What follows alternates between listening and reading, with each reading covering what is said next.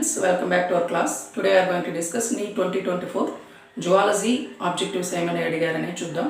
So వీటిల్లో కొన్ని తీసుకుందాం మనం. ఫస్ట్ ఈసీసీ పైన మ్యాచింగ్ అనేది చూద్దాం.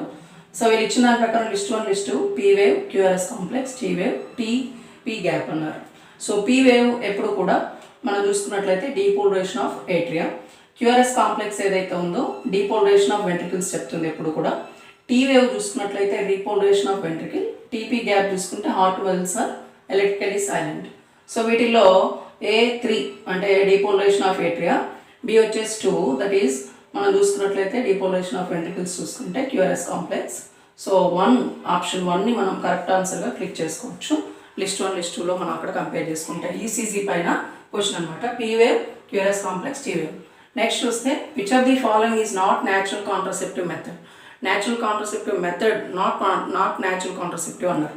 సో వీటిలో చూస్తే పీరియాడిక్ అబ్స్టినెన్స్ న్యాచురలే, లాక్టేషనల్ ఎమినీరా న్యాచురల్ కాంట్రాసెప్టివ్ మెథడే, వాల్స్ నాట్ న్యాచురల్, సో ఇది మనం న్యాచురల్ చెప్పకూడదు.